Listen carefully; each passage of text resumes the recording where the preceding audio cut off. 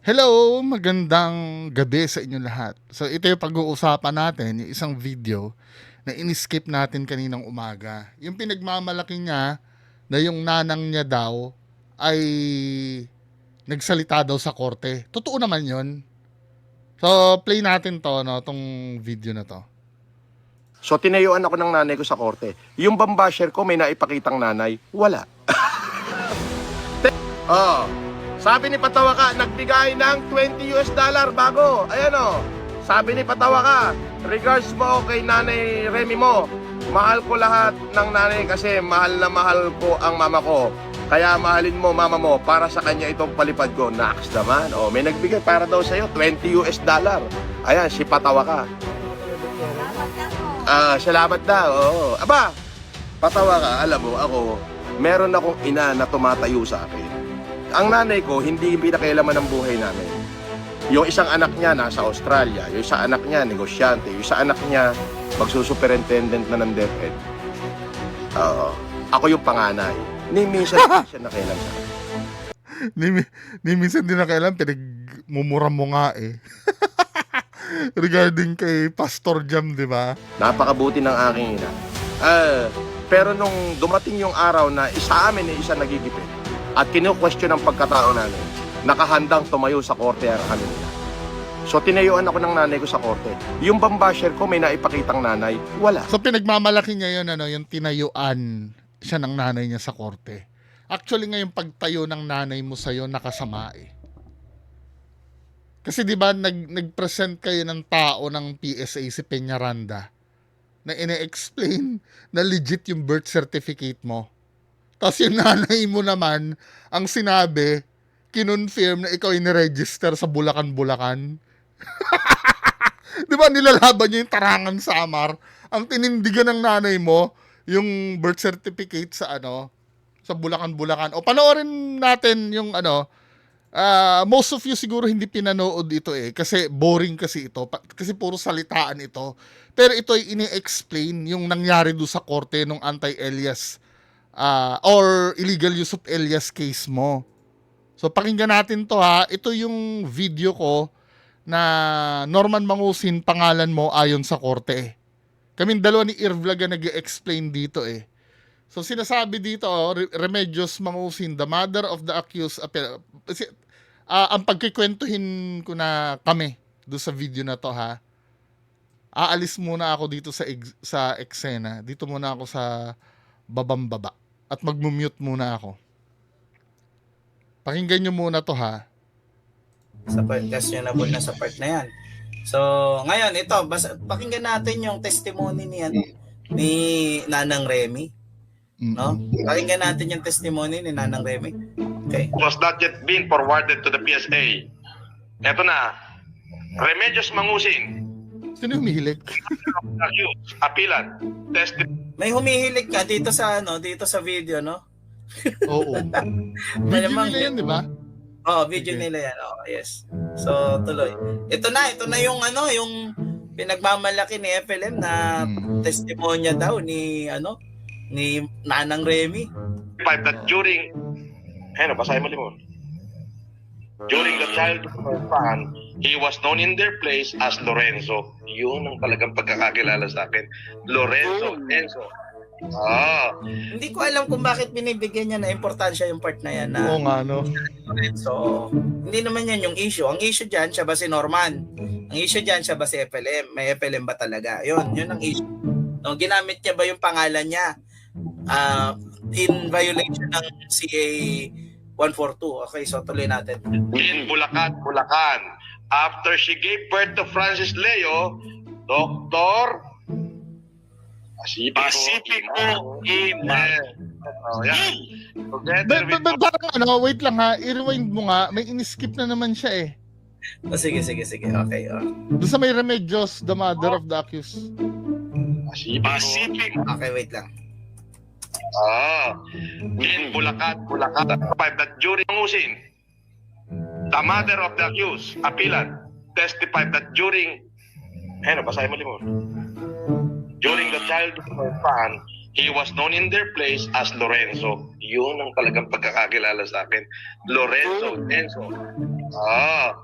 In Bulacan, Bulacan. After she Iniskip niya na yung ano. Tinan nyo mga men ha, kung gaano siya ka-deceptive. Noong time na binabasa niya dito. Ang nakalagay dito, Remedios Mangusin, the mother of the accused appellant, testified that during the childhood of her son, tatagalugin ko ha, nag-testify daw si Remedios Mangusin, nanay ng accused, nag-testify na during kabataan daw ng kanyang anak, kilala siya sa kanilang lugar bilang Lorenzo, Enzo, or Norman Lorenzo. So binibigyan niya, actually wala namang kwenta ito eh. Tapos ito, her son was born on 29 December 1979 in Bulacan, Bulacan. Yun ang sinabi ni Nanang Remy dito sa document.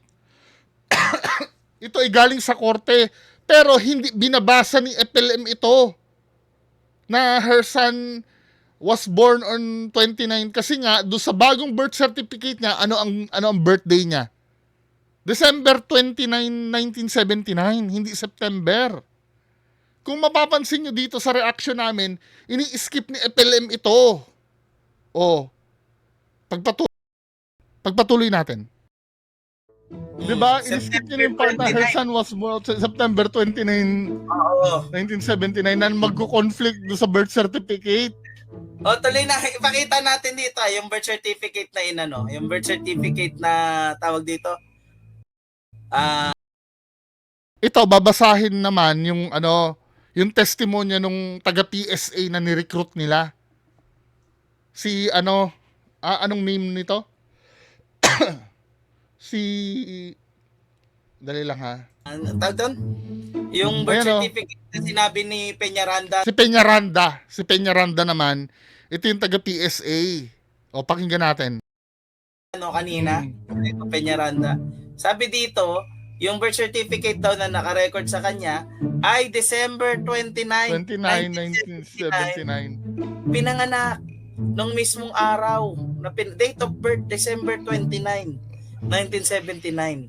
Place of birth, Tarangan, Western Samar. Pero yung pinresent ni Remedios Mangusin, Conflicting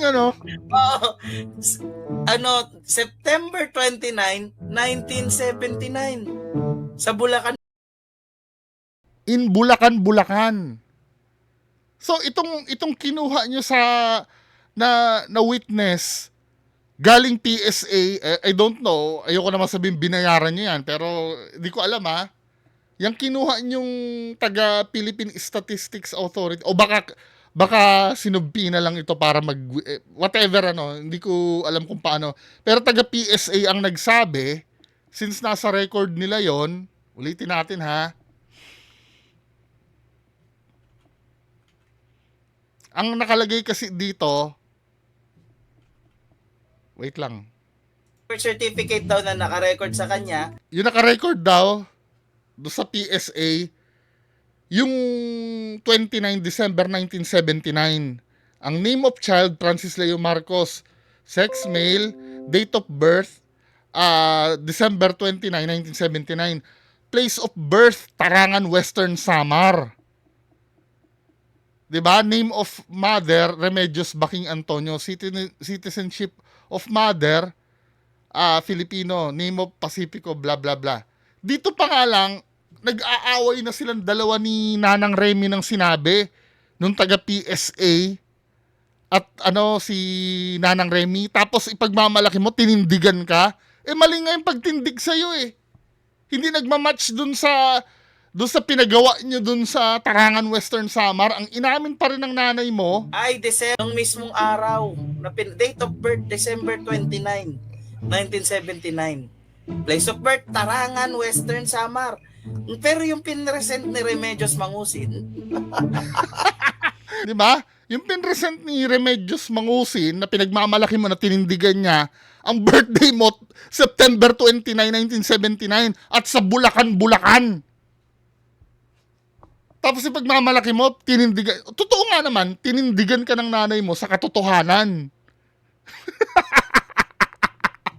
Totoo nga naman, Oo nga naman, tinindigan nga, kaya lang sa katotohanan, hindi sinakyan yung fake birth certificate na na-cancel.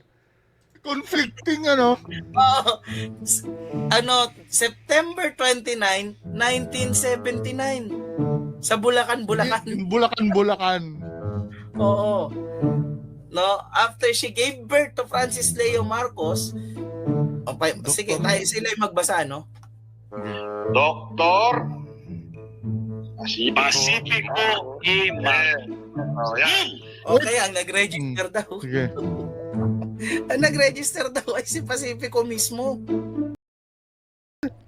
Sabi ni Nanang Remy, September 29, 1979 pinanganak, pero ang nagrehistro sa kanya si Pacifico daw noong 1996. Nakalagay na naman dito sa sinabi ng taga PSA, according dun sa file nila. Ayan o, date of registration, December 29, 1979. Date of birth, December 29, 1979. Feeling ko, nagkamali ng encode to eh. Naiparehas niya na December 29, 1979 to eh. Yun na kasi yung nakalagay dun sa papel. So, conflict dito sa script na binigay nila kay Nanang Remy na niregister daw nung 1996 ni Pacifico. Date of birth, December 29, 1979. Sa Bulacan, Bulacan. Yung Bulacan. Oo. No, after she gave birth to Francis Leo Marcos, okay, sige, tayo sila yung magbasa, no? Doktor Pacifico E. Marcos. Oh, yan. Okay, ang nag-register daw. Sige. Ang nag-register daw ay si Pacifico mismo. Mm. Doon sa Tapos in Bulacan. 1996, at the Oo. age of 17 years old. Ano ba talaga? Okay, sige, tuloy natin. Tuloy na. Fortuna Embarba at that time. Ulit. Parang hindi in-skip niya na naman. Oo, sige. Oh. Yan. Pacifico E. Marcos. Oh, yan. Ang binasa lang nila diyan yung Yung Pacifico nakasulat- Marcos. Tapos nag-skip na sila. Oo. At yung in-skip na part, yung in 1996 at the age of 17 years old, no, yun yung in-skip. O pwede nyo mabasa. Together with Fortuna Embarba, at that time, Dr. Pacifico E. Marcos and Fortuna Embarba were calling his son, Francis Leo Marcos. Okay, yun yung testimonya ni Remedios. Diba kung tutuusin, masyadong conflicting ito dun sa una. Diba nakikita nyo? Tapos sasabihin dito sa baba, upon the query of the court, Remedios Mangusin declared that upon giving birth to her son, he registered him as Norman Lorenzo Antonio Mangusin, with her as his mother and his husband Gilbert Mangusin as his father. She also registered Bulacan as the place of birth of her son. O yun ang sinabi ng korte. Totoo, tinindigan ka ng nanay mo. Tinindigan ka ng nanay mo sa katotohanan. Okay, so ito. Yan, nagigets nyo na mga men.